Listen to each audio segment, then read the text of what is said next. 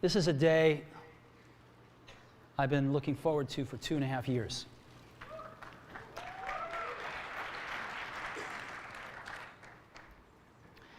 Every once in a while, a revolutionary product comes along that changes everything. And Apple has been, well, first of all, one's very fortunate if you get to work on just one of these in your career. Apple's been very fortunate. It's been able to introduce a few of these into the world. In 1984, we introduced the Macintosh. It didn't just change Apple, it changed the whole computer industry.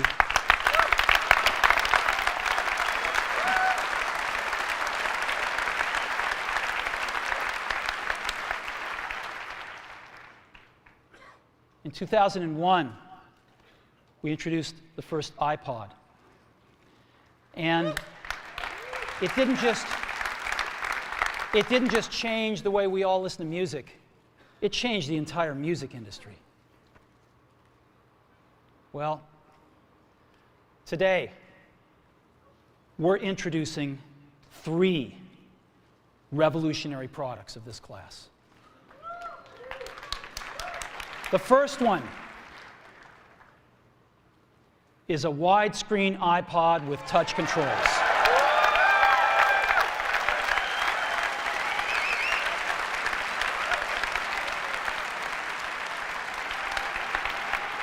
The second is a revolutionary mobile phone.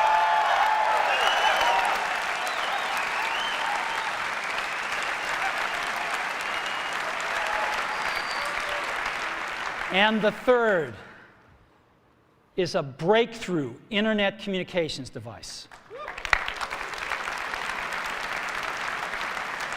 So, 3 things: a widescreen iPod with touch controls, a revolutionary mobile phone, and a breakthrough internet communications device.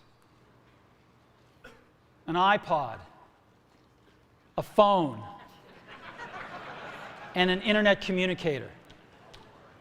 An iPod, a phone. Are you getting it? These are not 3 separate devices. This is one device. And we are calling it iPhone.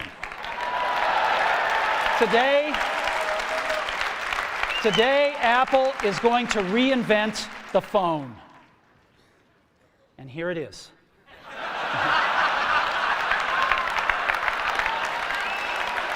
No. Actually, here it is, but we're going to leave it there for now. So, before we get into it, let me talk about a category of things. The most advanced phones are called smartphones, so they say. And they typically combine a phone plus some email capability, plus they say it's the internet, sort of the baby internet, into one device. And they all have these plastic little keyboards on them. And the problem is that they're not so smart and they're not so easy to use. So if you kind of make a Business School 101 graph of the smart axis and the easy to use axis, regular cell phones are kind of right there. They're not so smart and they're not so easy to use. But smartphones are definitely a little smarter, but they actually are harder to use. They're really complicated. Just for the basic stuff, people have a hard time figuring out how to use them. Well, we don't want to do either one of these things. What we want to do is make a leapfrog product that is way smarter than any mobile device has ever been and super easy to use. This is what iPhone is. Okay? So, we're going to reinvent the phone. Now, we're going to start with a revolutionary user interface. Is the result of years of research and development. And, of course, it's an interplay of hardware and software. Now, why do we need a revolutionary user interface? I mean, here's 4 smartphones, right? Motorola Q, the BlackBerry, Palm Treo, Nokia E62, the usual suspects.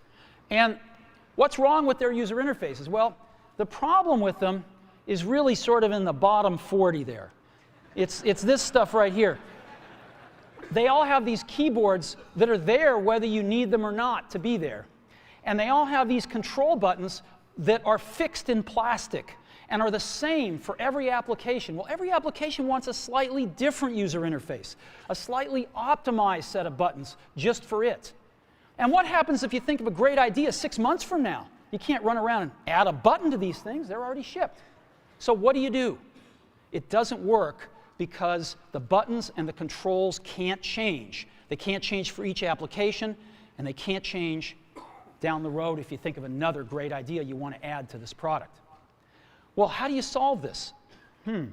It turns out we have solved it. We solved it in computers 20 years ago. We solved it with a bitmap screen that could display anything we want, put any user interface up, and a pointing device. We solved it with the mouse, right? We solved this problem. So how are we going to take this to a mobile device? Well, what we're going to do is get rid of all these buttons and just make a giant screen. A giant screen. Now, how are we going to communicate this? We don't want to carry around a mouse, right? So what are we going to do? Oh, a stylus, right? We're going to use a stylus. No. No. Who wants a stylus? You have to get them and put them away and you lose them. Yuck. Nobody wants a stylus. So let's not use a stylus. We're going to use the best pointing device in the world. We're going to use a pointing device that we're all born with. We're born with 10 of them. We're going to use our fingers. We're going to touch this with our fingers. And we have invented a new technology called multi-touch, which is phenomenal. It works like magic. You don't need a stylus. It's far more accurate than any touch display that's ever been shipped. It ignores unintended touches. It's super smart. You can do multi-finger gestures on it. And boy, have we patented it.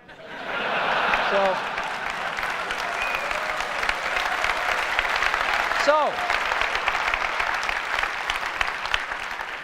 we've been very lucky to have brought a few revolutionary user interfaces to the market in our time. First was the mouse. The second was the click wheel. And now we're going to bring multi-touch to the market. And each of these revolutionary user interfaces has made possible a revolutionary product. The Mac, the iPod, and now the iPhone. So, a revolutionary user interface. We're going to build on top of that with software. Now, software on mobile phones is like baby software. It's not so powerful. And today, we're going to show you a software breakthrough. Software that's at least 5 years ahead of what's on any other phone. Now, how do we do this? Well, we start with a strong foundation. iPhone runs OS X. Now,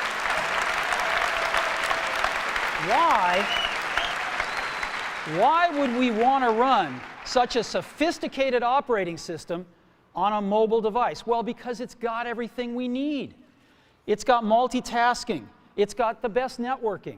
It already knows how to power manage. We've been doing this on mobile computers for years. It's got awesome security. And to write apps, it's got everything from Cocoa and the graphics, and it's got core animation built in, and it's got the audio and video that OS X is famous for. It's got all the stuff we want, and it's built right in to iPhone. And that has let us create desktop-class applications and networking, right? Not the crippled stuff that you find on most phones. This is real desktop-class applications. Now, you know, one of the pioneers of our industry, Alan Kay, has had a lot of great quotes throughout the years. And I ran across one of them recently that explains how we look at this, explains why we go about doing things the way we do, because we love software. And here's the quote: people who are really serious about software should make their own hardware. You know? Alan said this 30 years ago, and this is how we feel about it. And so we're bringing breakthrough software to a mobile device for the first time. It's 5 years ahead of anything on any other phone.